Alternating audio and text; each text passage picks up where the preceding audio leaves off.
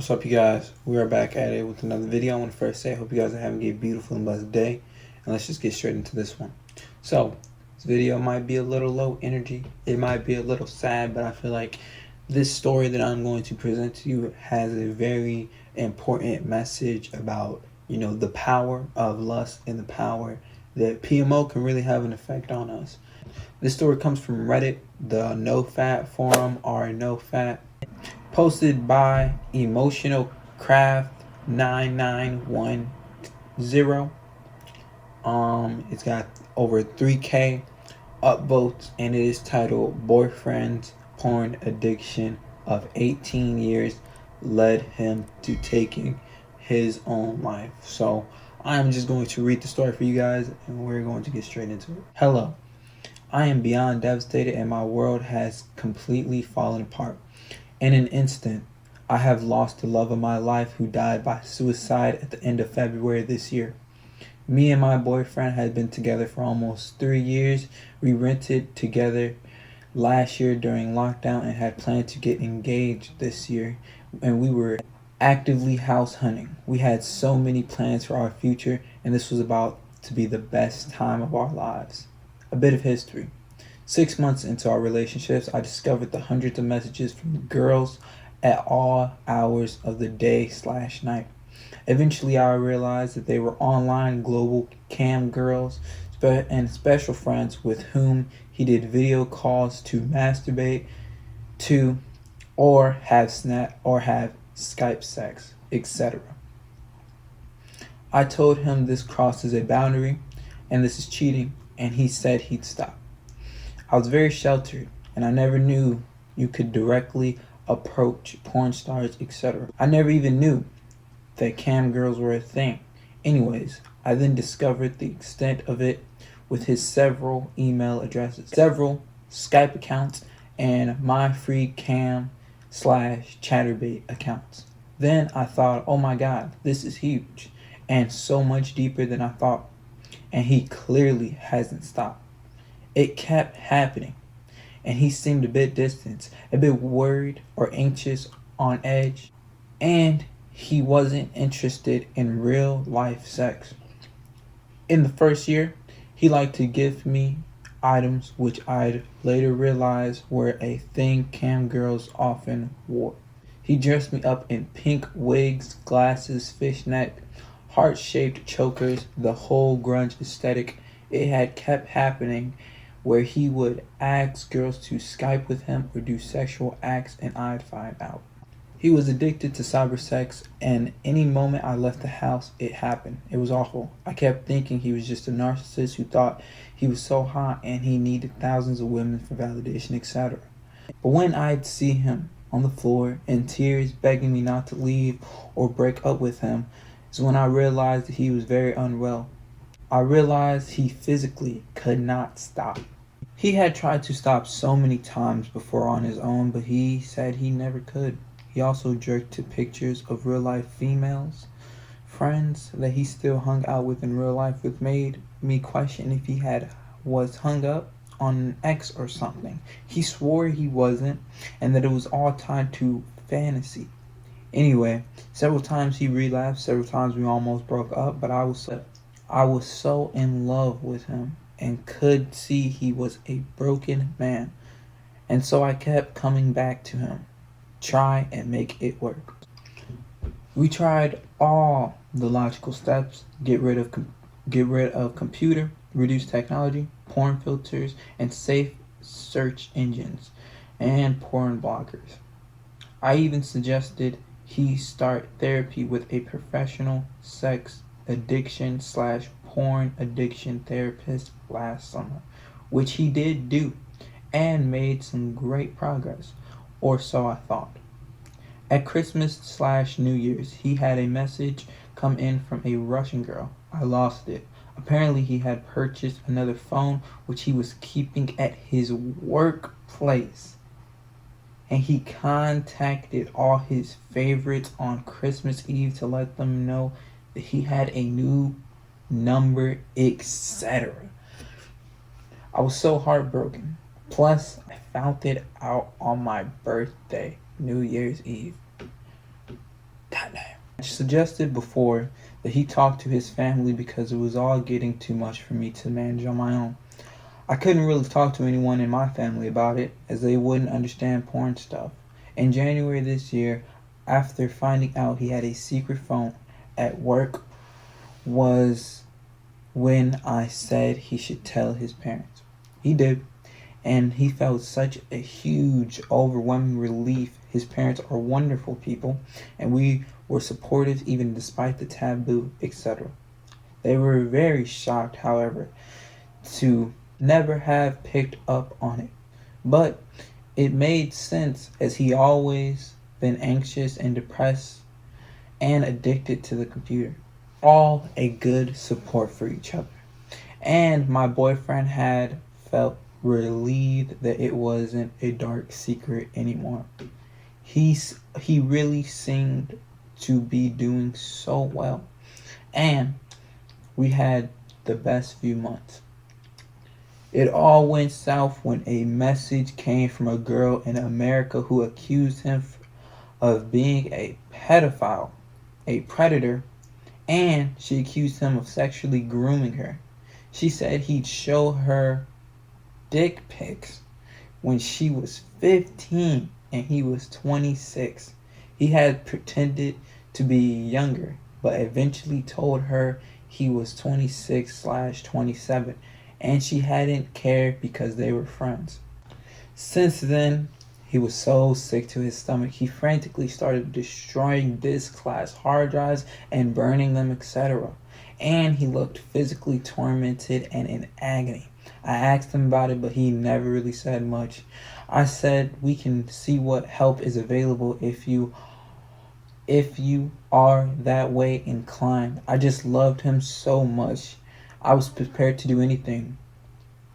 But I was also worried about the police coming to take him away if the girl reported him. Basically, then his parents found out.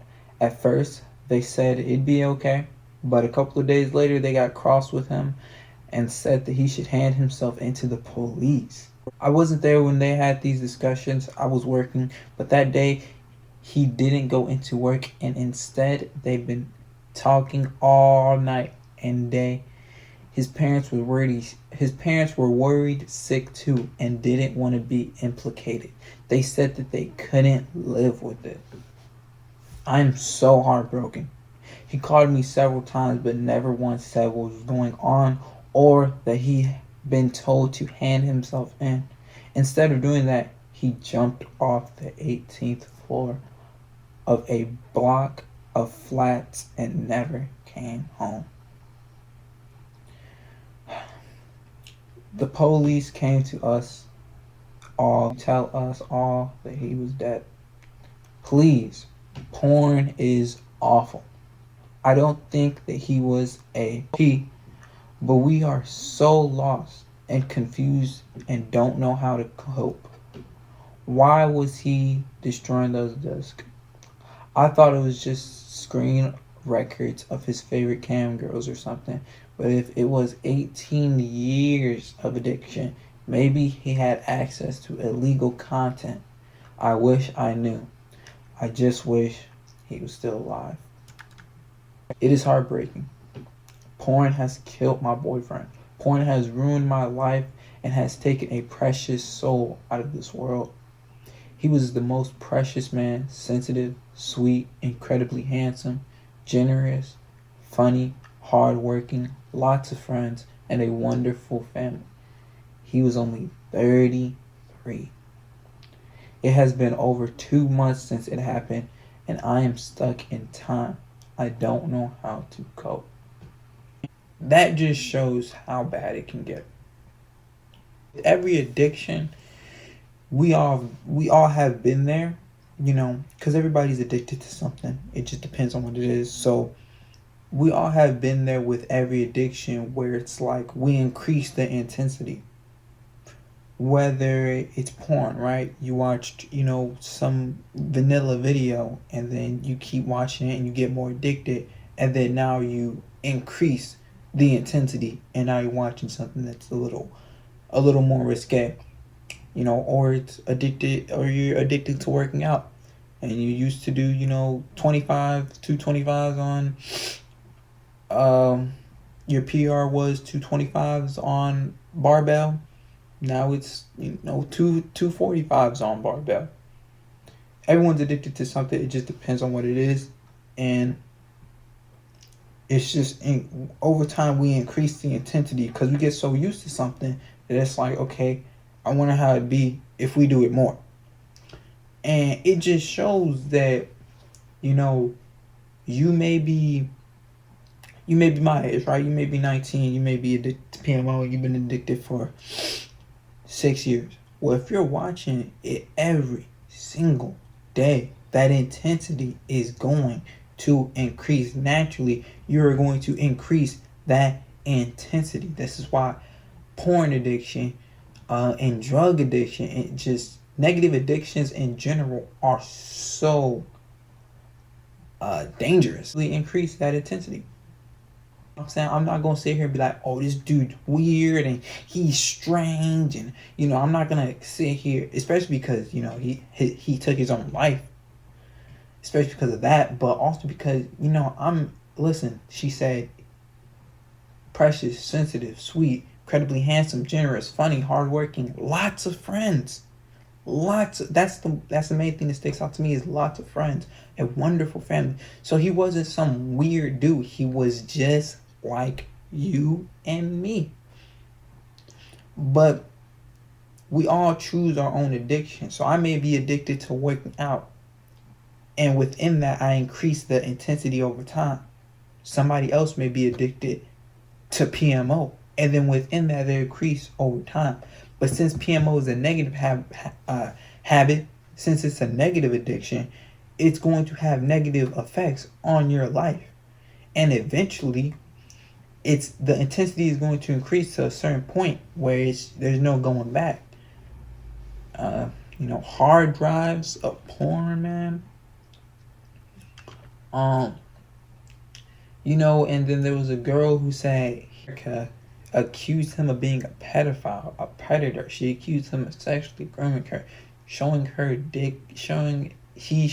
dick pics when she was 15 and he was 26.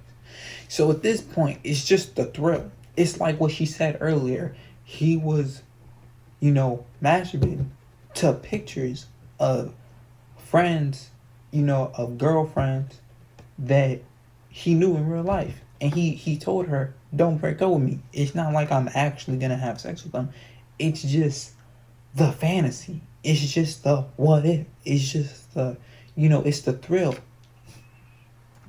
And it's the addiction, man. You gotta try your best to cut off negative habits and negative addictions as soon as possible. Because with everything, you just gonna increase the intensity.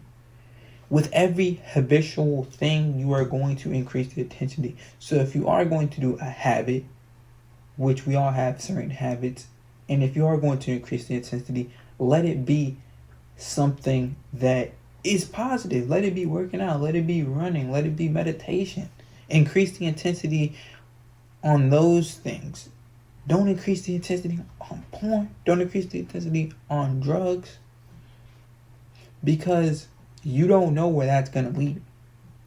2 years in, maybe it's, you're tweaking, Dante. Maybe it's just you chilling, you know what I'm saying? But 18 years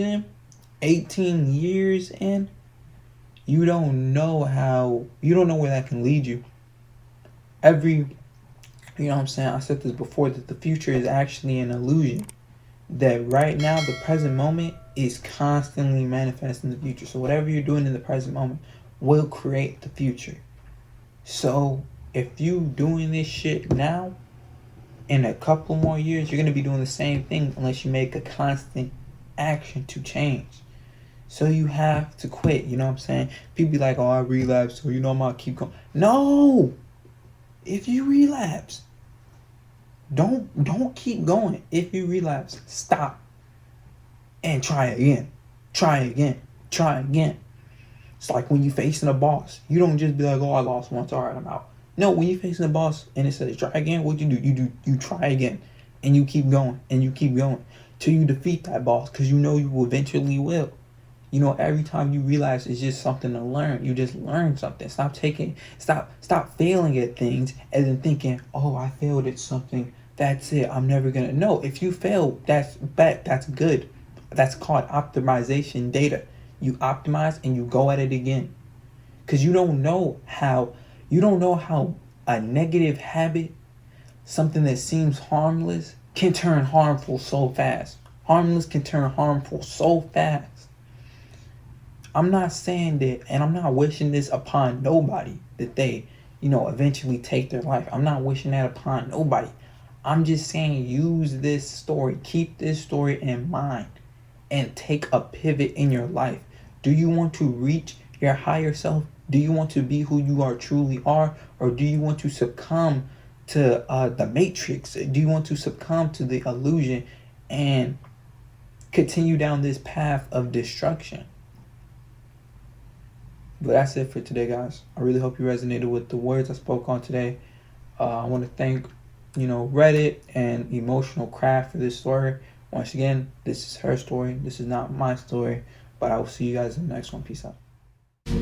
I ain't afraid of death, said I ain't afraid of dying, cause I always got my higher self and source conscious. Boy, I'm getting nauseous, I ain't never stopping, gotta stay cautious, but I ain't no novice, and I'm moving like a prophet, but now I need to stop it. Humble myself, learn from myself, meditate, be one with myself. Nobody else can ever destroy me but myself.